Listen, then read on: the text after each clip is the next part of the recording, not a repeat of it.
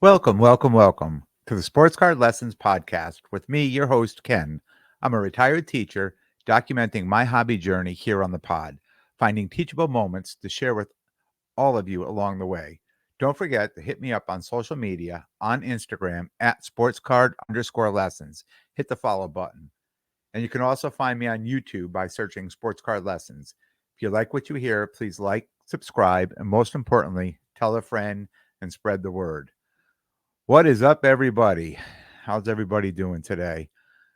Here to do a Mohegan Sun Recap today. We're going to talk about some deals I made and just some things I've learned, over these last 6 to 8 months that I'm going to share with you about the shows. But we're going to start off today. I talk about the show. It's a 2-day show. Um, and I never feel it at the show, but I always feel like I'm jet lagged afterwards.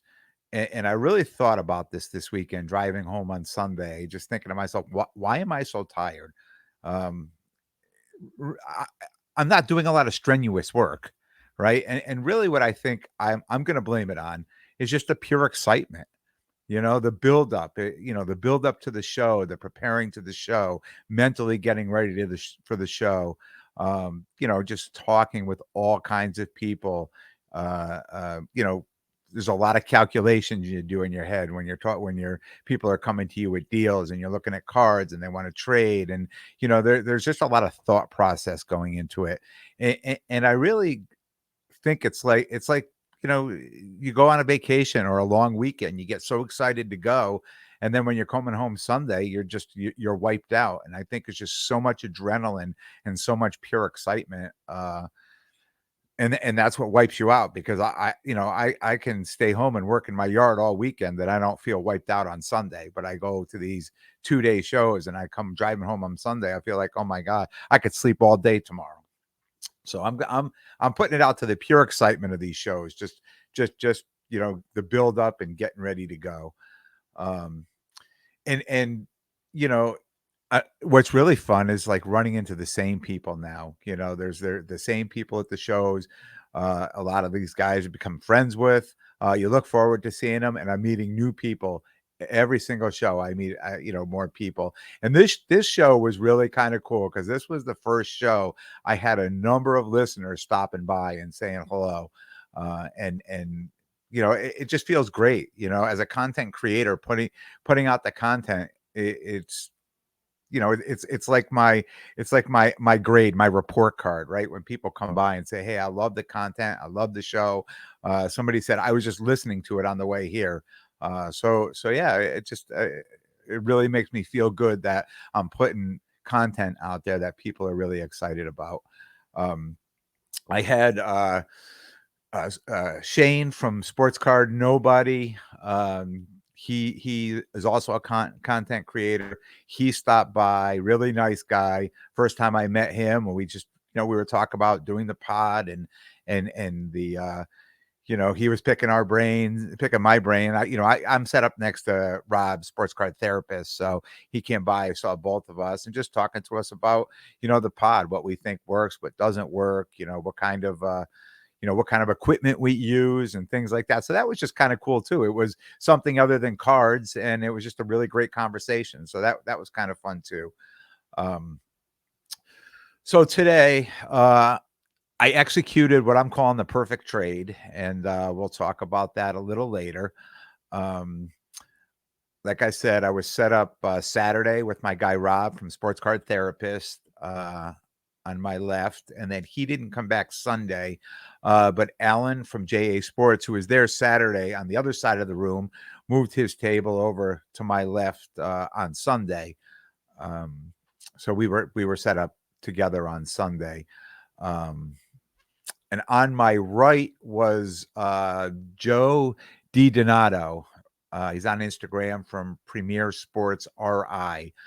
First time I met him, him and his crew, really awesome. They had 3 tables set up to my right.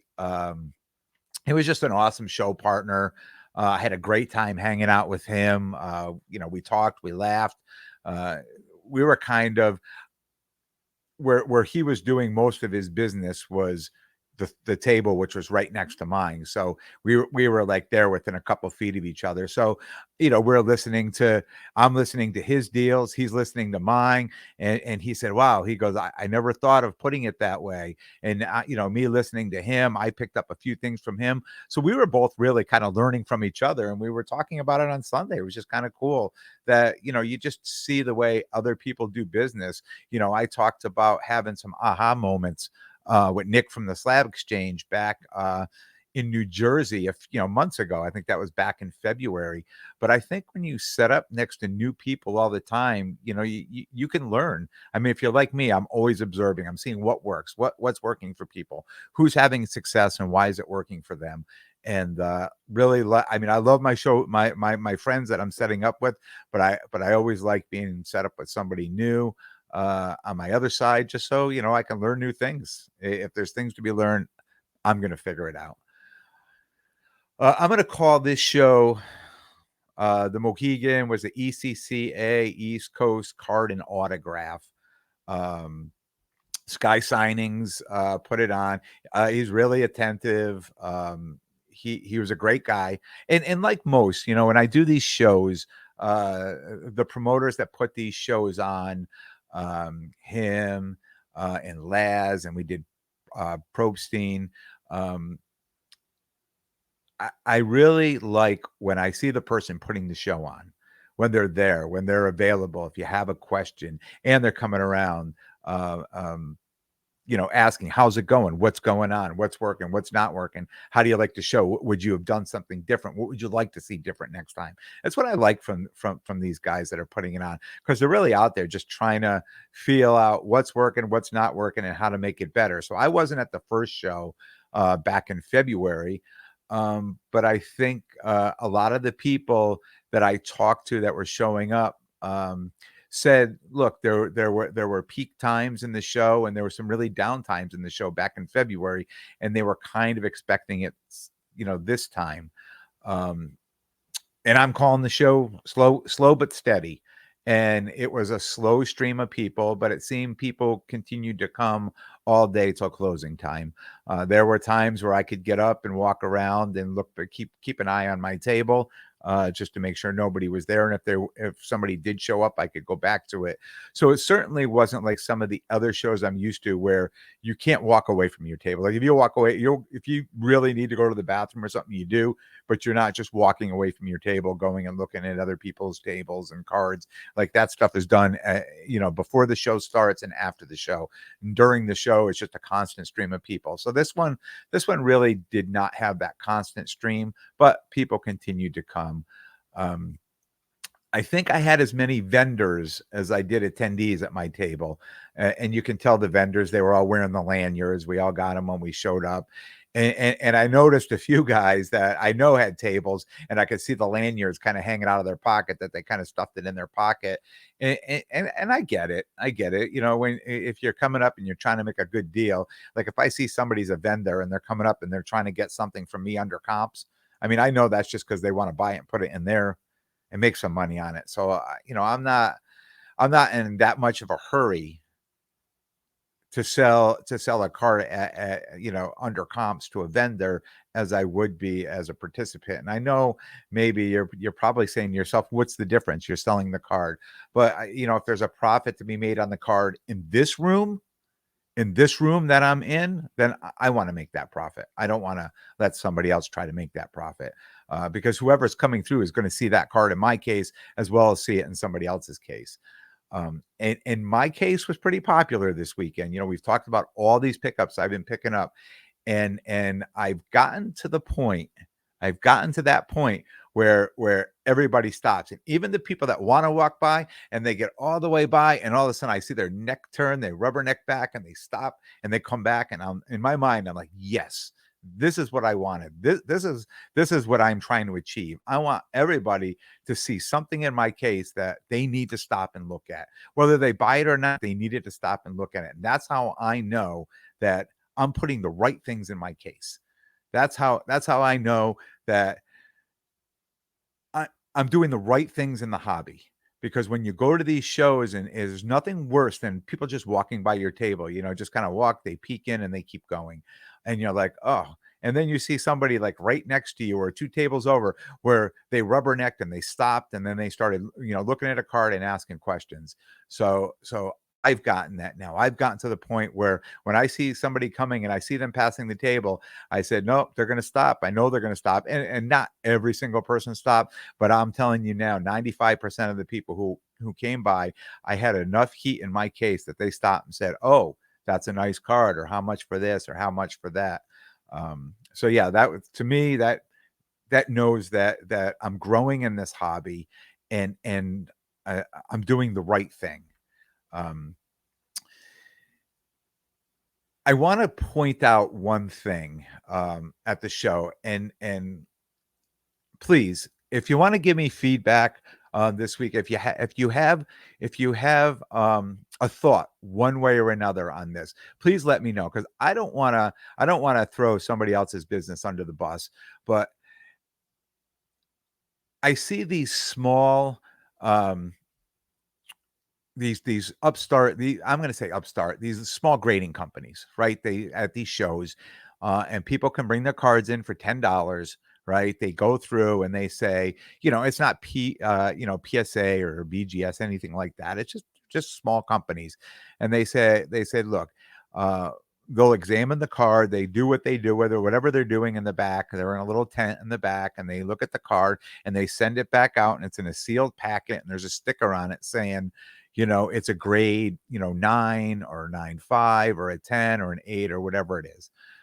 Um, and I understand this works for people who say, hey, I've got this card and really, like, I don't know if I should send it in to a PSA or a BGS. So maybe I'll give it to them and I'll have them look at it. And I'm sure they have enough equipment to be pretty close. No, there's no guarantee, and I know there's no guarantee. But my problem is I have people that come to my table with this card with a sticker on it, and now they want to sell the card and they want PSA 10 prices or PSA 9 prices.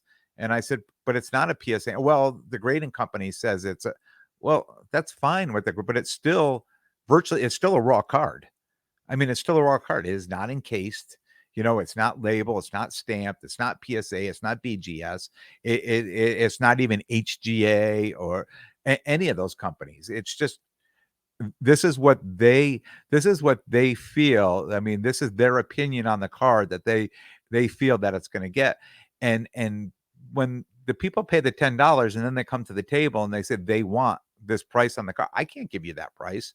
I can't give you that price, because if I took that card, if I wanted to get PSA price for it, I have to send it to PSA and have it graded and come back. And it's time, it's money, so I'm not sure how to feel about these companies. If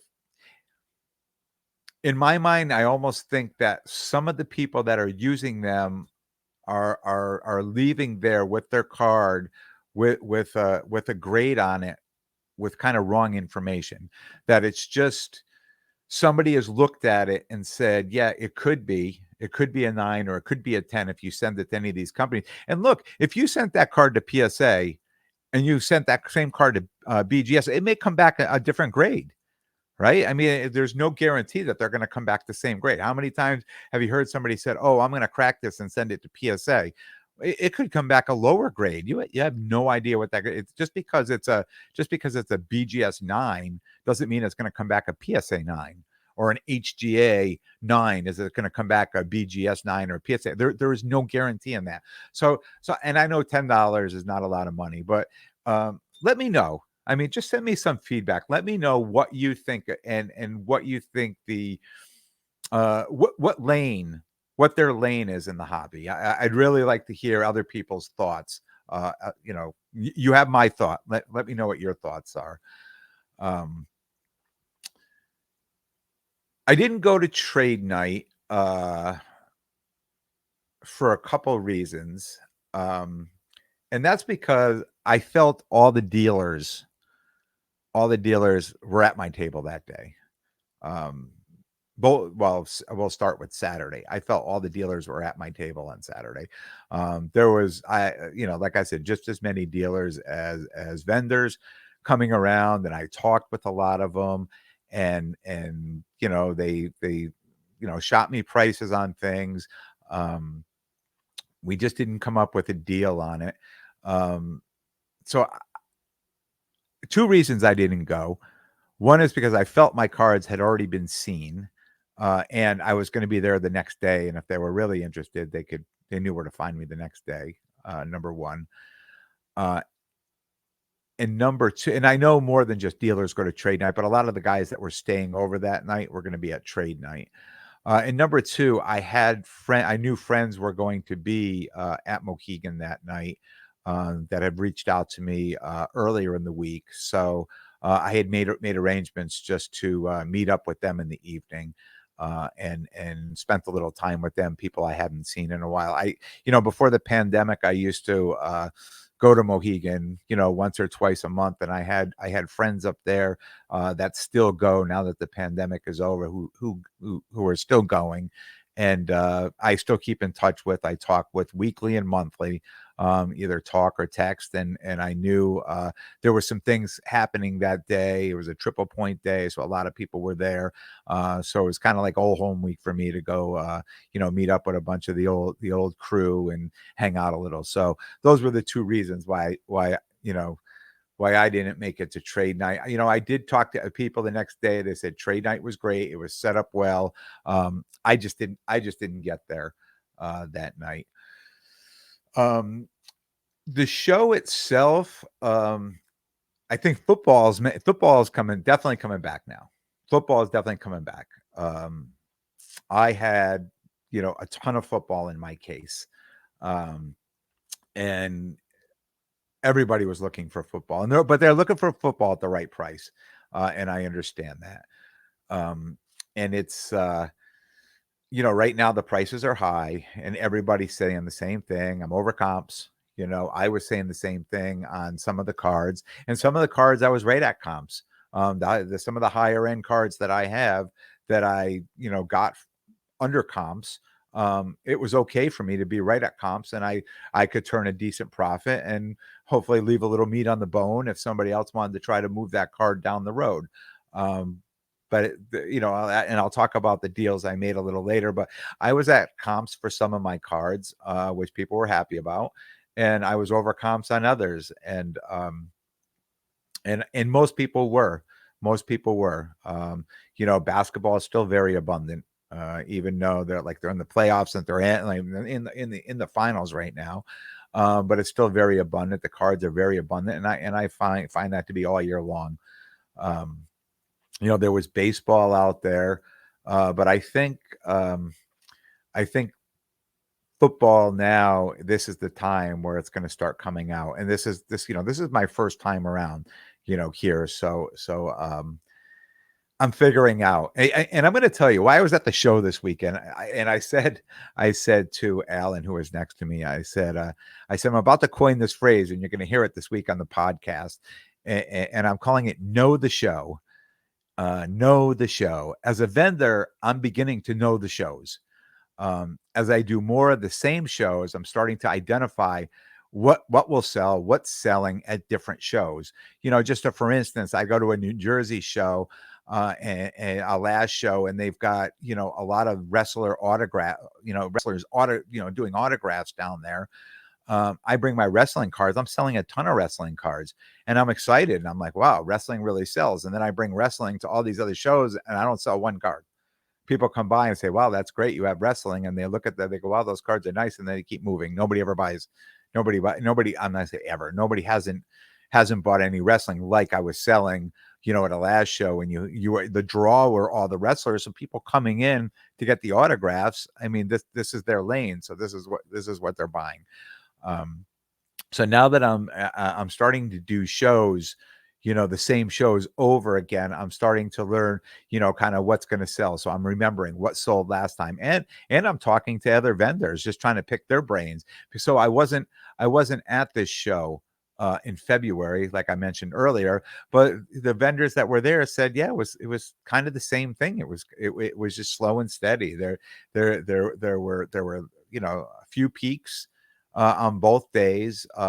Most people made sales, but it wasn't it wasn't a show that I don't think anybody really got rich at or really, sold a ton of stuff. I know I was walking around Sunday and the look on people's faces when I say, "Hey, how's it going? How's the show going?" They're like, "Well, it could be better." It's a lot of what it was last time. And whether that's a good thing or a bad thing, um, I think people are at these shows are used to making a lot of sales. I know I am. I know on the earlier shows I was doing, at the beginning of the year, January, February, March, I was making a ton of sales. And I think as it goes on, I see it slowing down a little bit. Uh, um, and we talked about what's in my case. So I have a lot of higher end cards in my case now. So I'm able to sell one or two cards. I'm good for the weekend. It's the Nick from Slab Exchange when we talked about, last February. I mean, it's that if you get sell one or two cards and pay for your whole weekend, then everything else you sell over that is just gravy, right? It's all extra. So um and I'm going to talk about what I sold just a little bit, but I found that if you want to have sales at some of these shows, you need to have a good mix of priced stuff. You need some lower, some mid, and some upper end, and that's the way I felt about this Mohegan show. So moving forward, I'm going to know this show. I'm going to know when they do this again in November, that just have a good mix, lower, mid, and upper. And my upper is maybe up to $1,500 or 2,000. I mean, that's right now. That's my lane. That's my upper. Who knows? By November, my upper, that level, that bar may rise up a lot more. But right now, that's where my upper level is. So. I'll know from this show moving forward to the next show just to have, you know, um, a decent variety of when I'm saying lower, I'm saying the $200 to $300 cards, mid, I'm talking over five, and upper, now I'm maybe over 1,000, 1,500. Now for somebody else, they're low maybe 2,000, their mid maybe five, and their upper maybe over 10K. And that's fine, but that's not the lane I'm in. That's not the lane I'm working with right now. I mean, I would love to have those kind of cards in my case, but that's not the lane I'm in right now. And maybe next year when I say, hey, when we go back to episode 14 and I'm talking about my upper being, a couple $1,000 card in my case, and I think, and I'll just say the highest priced card in my case was $3,000 this weekend. Um, so that would be my upper. So we'll see, you know, down the road where my upper, where that 3,000 goes to, where that bar rises up to. Um, the nine things I've learned so far, and I'm just going to go through this. And I was thinking about this driving home from the Mohegan show. I just hopped in the car, I left the radio off, just kind of decompress, and I think about the show and think about the hobby and think about creating this content and doing the pod. I just came up with nine things that I've learned so far in my short amount of time at these shows. One, football is at its highest. The prices are at its highest before the season starts, and it starts dropping after week two. Definitely after week three, and only certain players really pop come the playoffs. Their prices will rise during the playoffs. Any rookie or a second year or a young QB making a run at the playoffs like Burrow did last time, those cards will rise in price. Um, Everybody else won't. So last year when I was kind of jumping into this, I made the mistake that I was buying in September and October, and then I realized after I bought cards, they were already, it was like driving a car off the dealership lot. After I bought a card, the next week or two, it was already, you know, uh, the price. It was the current comp was under what I'd paid for it. So I ended up losing money on it. And some of them I held on to it for a long time, hoping to, just break even on. And a lot of them I've sold and just said, I'm going to, it's my lesson learned. Um, Two, modern baseball is underwhelming in popularity and price. Um, I know Mike Trout is probably the biggest card coming around. You know, when people have a card and people say, "Oh, are you buying?" and they say they have baseball, 9 out of 10 times it's a Mike Trout or it's a Bobby Witt Jr. card. I've seen more of those two cards, you know, from everybody's case, and to me, it's almost as like it's Tom Brady and Patrick Mahomes, and that's it. Nobody else in football mattered. You know, that's kind of what that reminded me of. And I talked about early on having a lot of 2020 and 2021, Bowman Chrome and Topps Chrome. I have a ton of autographs and number, refractor, mojos, that I broke out and I went through prices and I put them in my case and I sold a handful of them and that was it. I mean, I probably still have 30 or 40 of those cards. And then I priced them down and then I priced them down again and I priced them down again. And going into this weekend show, that they were all ranging anywhere from say $10 to $40. I marked them all at $5. Like literally, I just put a sticker over every single one, $5. I just wanted to get rid of them. And I put them on a box on my table.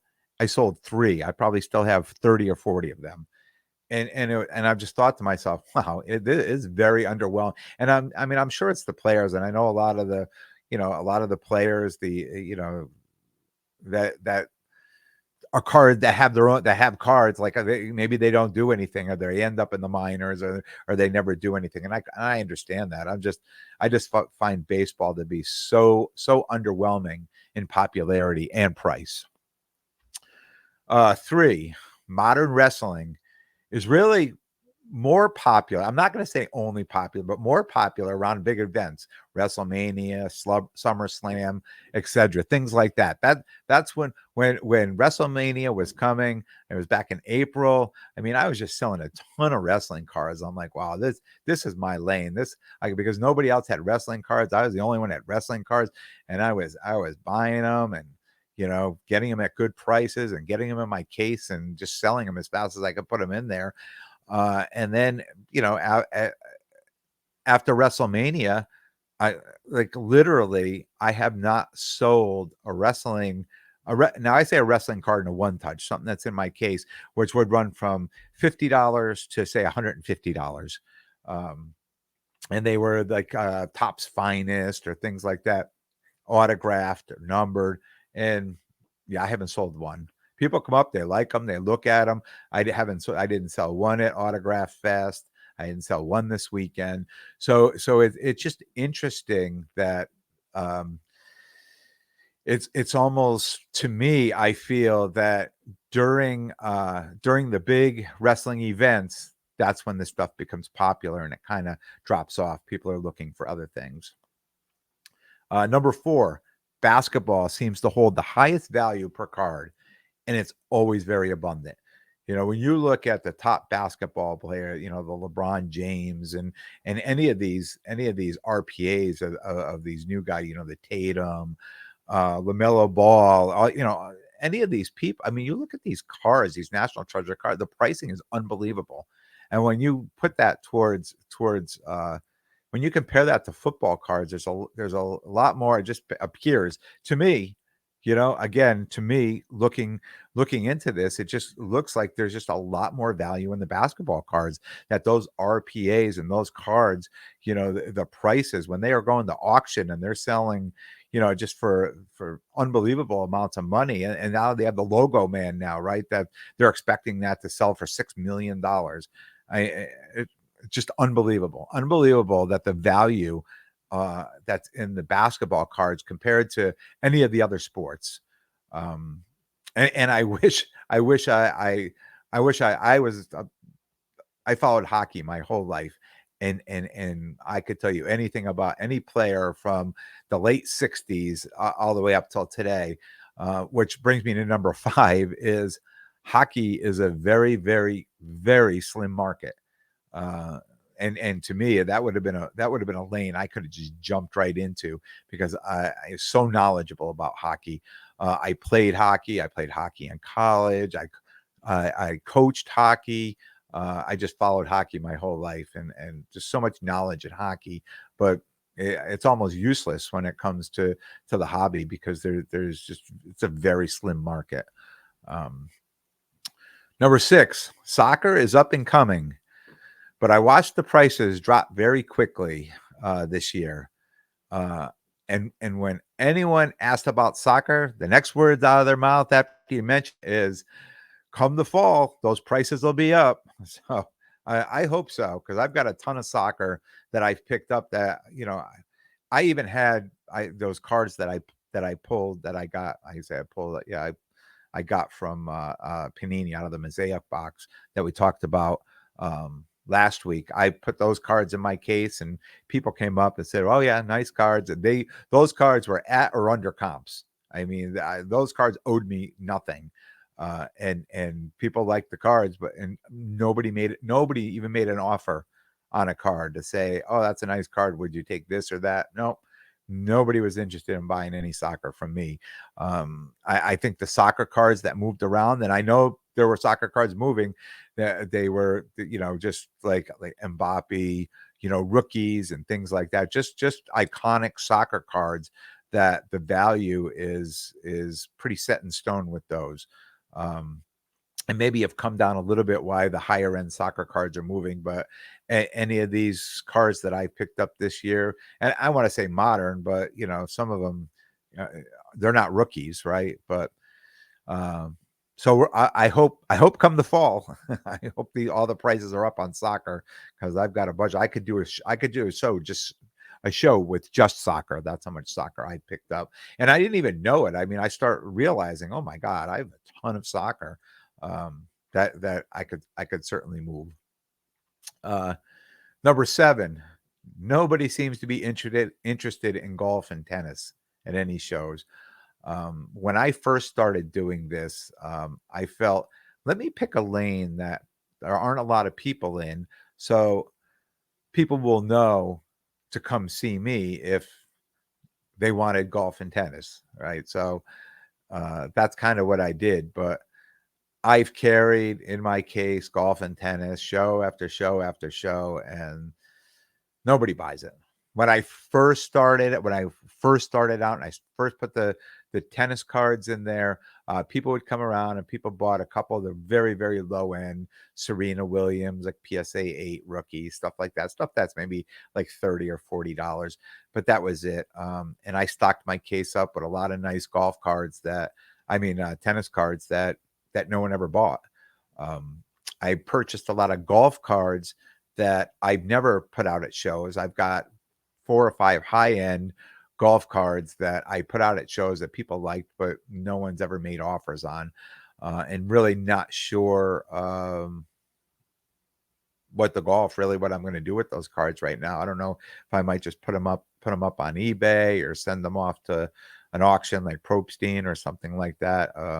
I'm really just trying to figure out what I'll do with that because it's just kind of they're not cards that I keep in my case that say I love these cards, right? That's not the card. They're cards that I purchased that I felt um, that were going to hold more value, and either hold their value or be worth more. And I think they kind of held their value to somebody who would be interested because I look on eBay, the prices are good. I mean, I would certainly take what the comp prices are on it and even go a little under, but nobody really seems to be interested at any of these shows.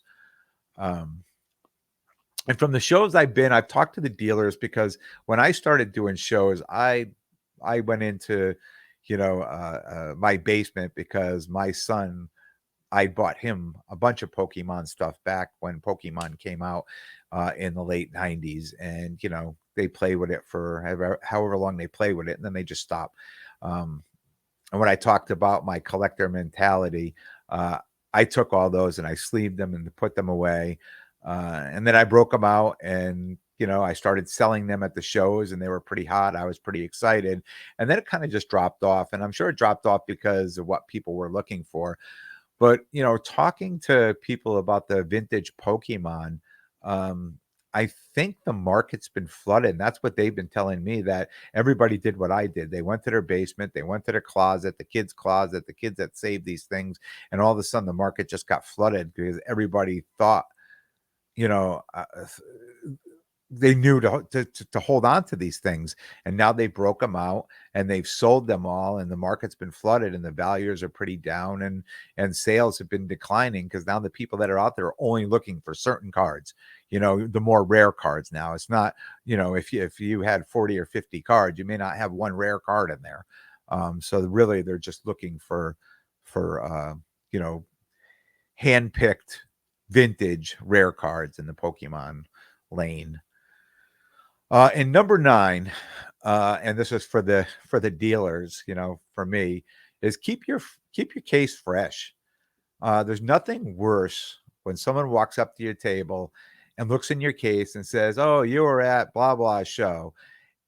Your case is stale when people can recognize you by the cards in your case, and that's not in a good way. Um, Keep your case fresh. Even if I've got cards that I know are noticeable cards, I may not even put them. I may bring them to the show and put them aside, uh, because I just don't want people to see. Oh yeah, I remember this. Certain cards. Like I have a couple downtown cards. I have a Russell Wilson downtown. I have a couple of them that I know. It was very funny. Somebody who showed up at my table this weekend, they said, "Oh, did you sell that whatever card?" And I said yes, but I never sold the car. I had, and it wasn't they were coming to buy it. It's because they saw the card in my case, show after show after show. They're like, "That's a nice card. I don't know why it doesn't sell, right?" And I don't know why it doesn't sell either. But there's just certain cards that, as nice as they are, people just aren't interested in buying them, and they don't even ask. They don't even say, "Hey, how much is this or how much is that?" Or sometimes I would just, I would take an off certain cards. I would take an offer on.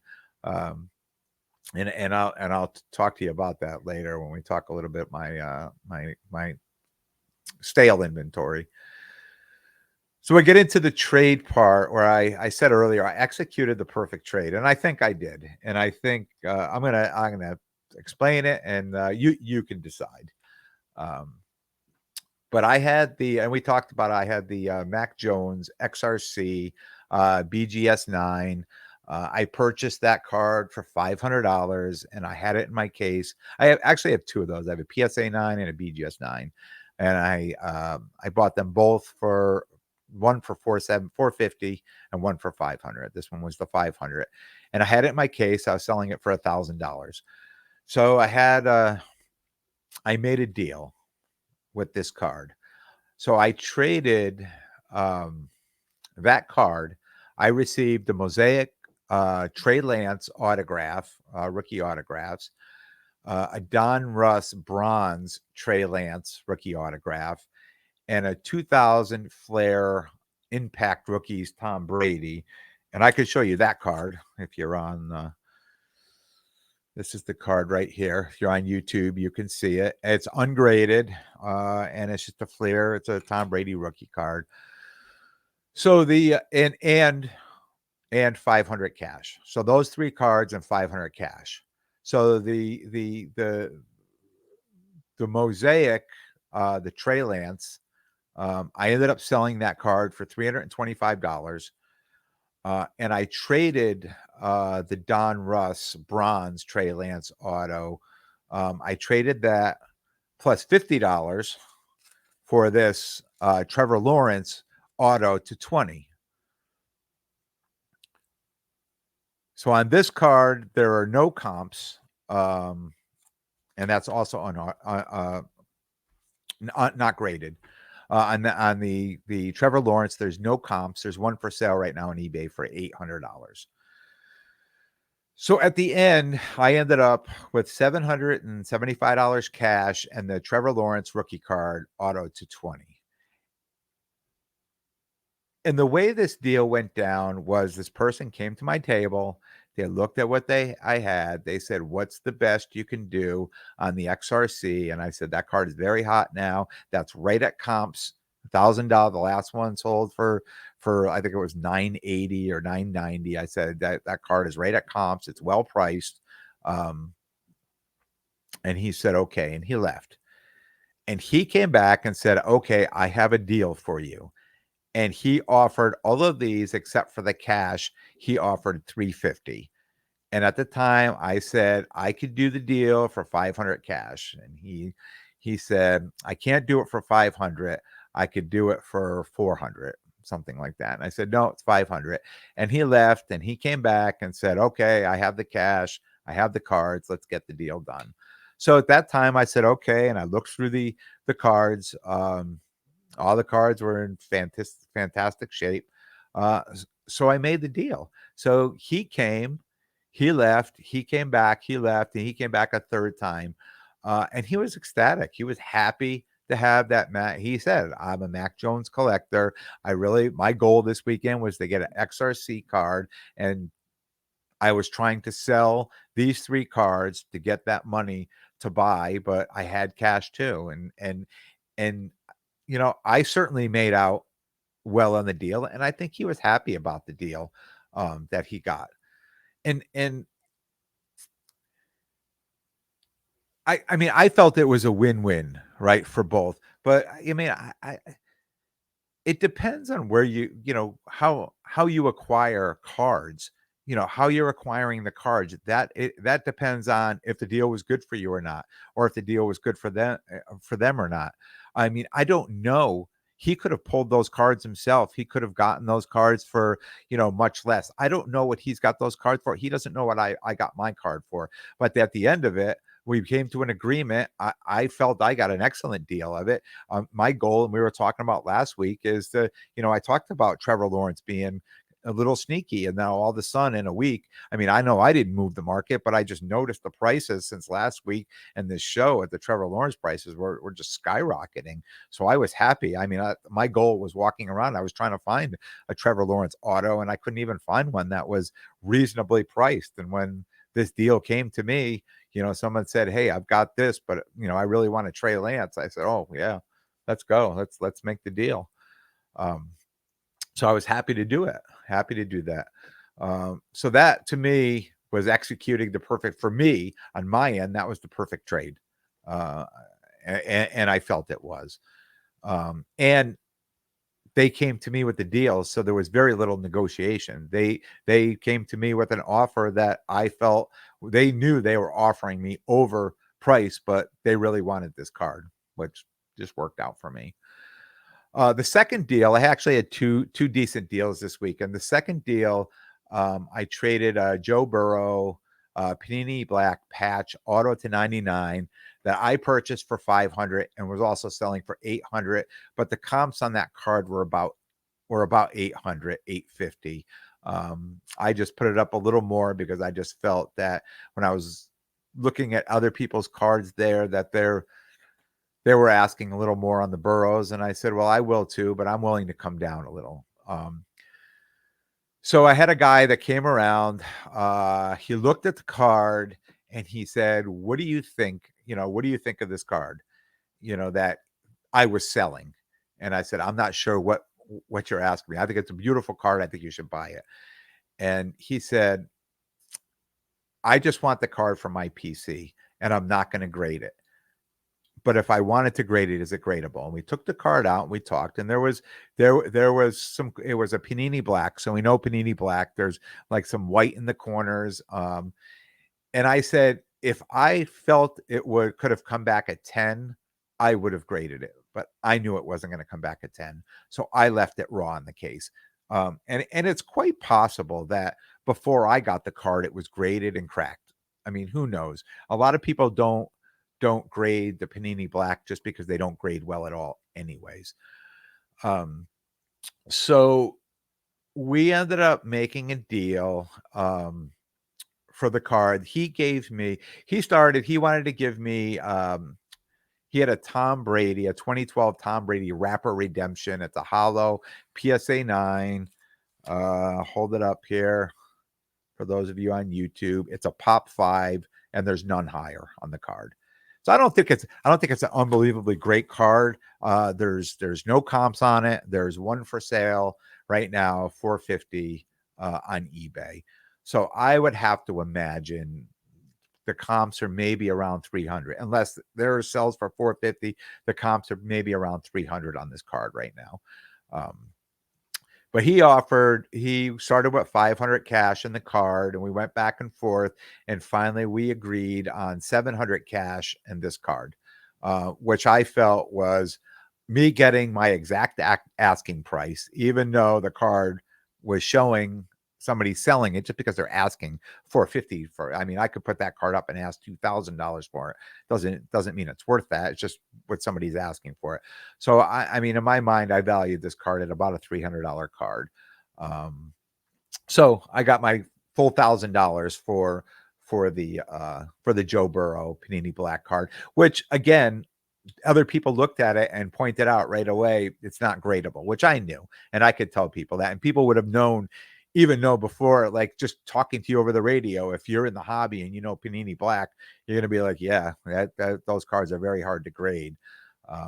Just like the Origins, the Panini Origins, or some of these cards that are thick, you've got eight corners on them, right? It's just very, very hard to get decent grades on those. What I see after the show is people giving up, more than they want. When it gets to the end of the show, I said after the show, when it gets to the end of the show, it's almost on a Sunday, late on a Sunday, it's like people are starting to get a little desperate. People are showing up, they've got cards and they're trying to get, and a lot of the kids too. I mean, the young kids come around and they're like, will you give me $10 for this card? Will you give me $5 for this card? Will you give me, I mean, it's coming to the end of the show and people know it's coming to an end and they just feel like they have to make a last minute deal. And when it's coming to the trading part of it,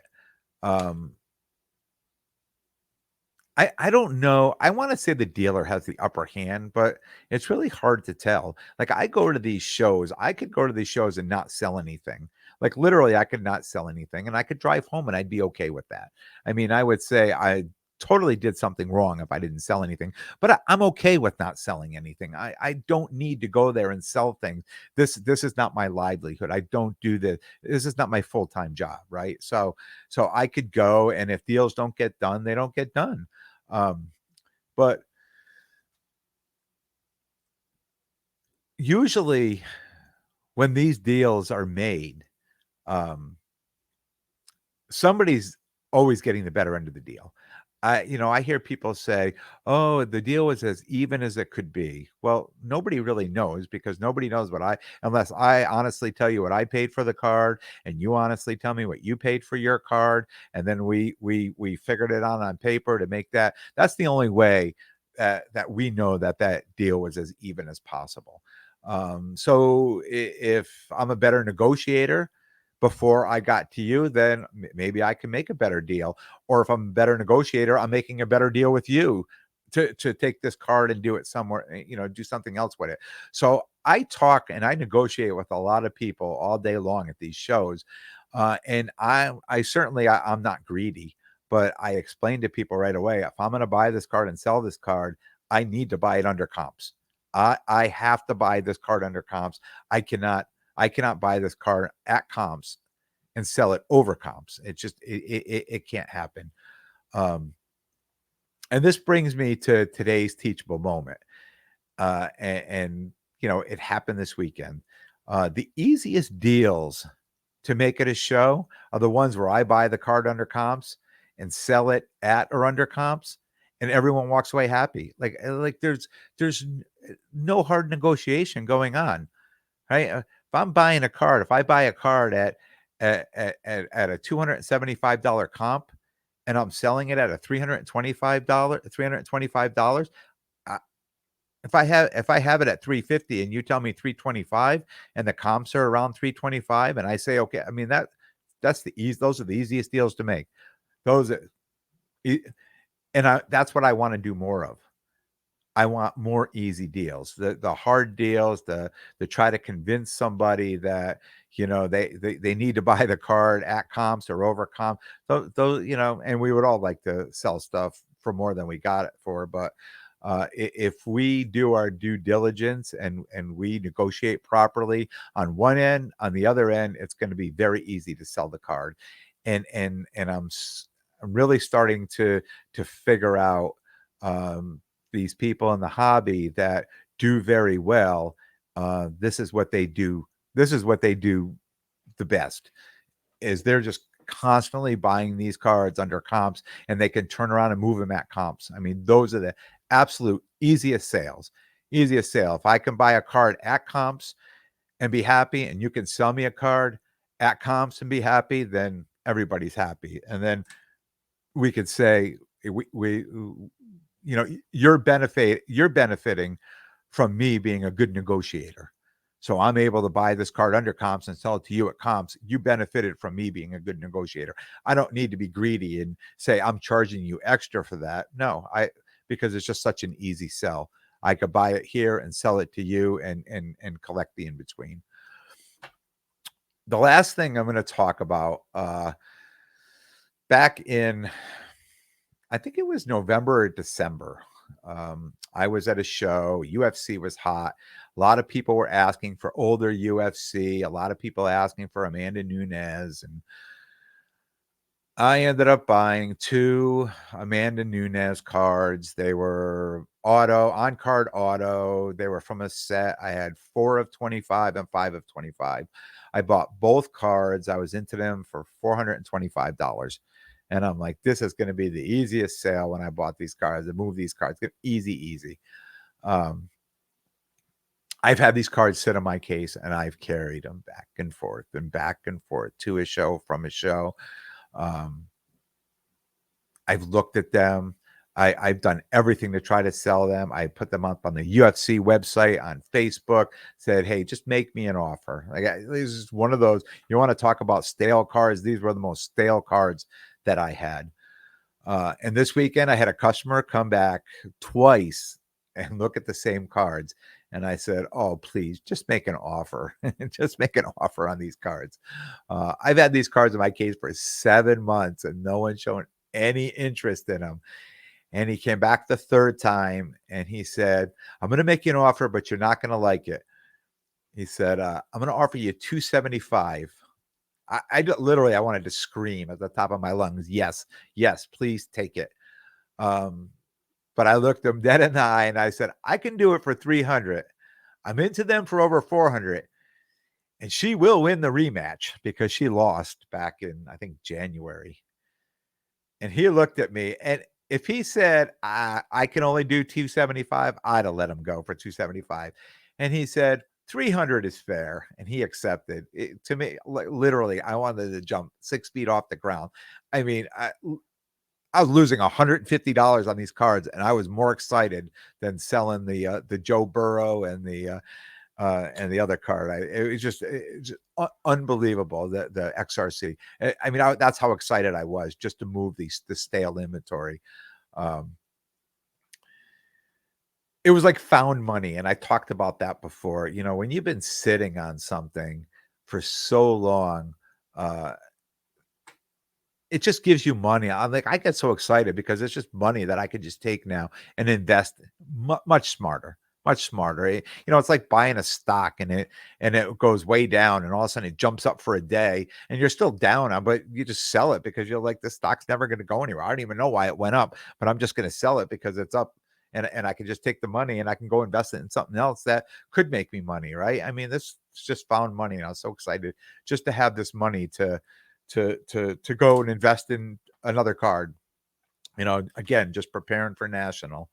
I have the Springfield Mass show coming up June 26th, and again, I'll be here a few times before that one.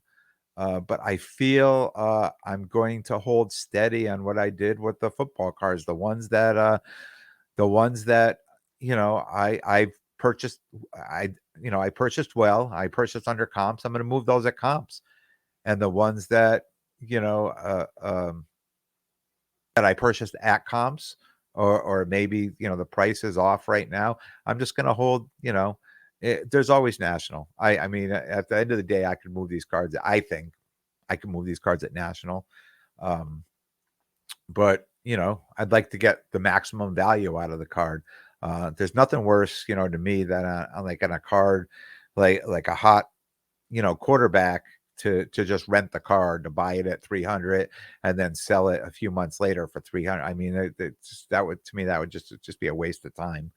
Um, Especially if it's somebody along the line that they're, you know, that value is going to go up on that. So again, we'll talk about that, as we move closer. Things may change again. I mean, just watching this economy, watching these prices on eBay, watching these prices on Facebook, just seeing where things are going, what the values are. Because you know what happens? All of a sudden, one or two people start selling some stuff way low. It could trigger a frenzy too, that people are saying, well, these are the new comps on things. And these cards could just sit behind me in my case and not go anywhere, because certain cards, I just love these cards. And saying, people start asking me the price at a table, and I'm like, oh God, what am I going to say? I don't even know if I want to sell this card. Oh, and I have my little price list, and my price list, like a nice Josh Allen, rookie card, PSA 10. And they're like, oh, and I'm like, oh, I got on my list for 900. I'm like, 1200, because all of a sudden, last minute, I'm like, do I really want to sell this card today? Do I want to sell it at that price? So let's start the negotiating a little higher. So certain cards that I just know are cards, and I know are the cards that are stopping people, are making the people, rubberneck and turn back and see, oh, hey, look at this card. I don't want to sell that card too fast, or those cards, I should say, because I want people coming back and coming back. Um, that's the way I feel about them. So we're going to shut it down there. I want to thank everyone for tuning in. And if you like what you hear, please like, subscribe, and most importantly, tell a friend and spread the word. Until next time, be good to yourselves and everyone around you.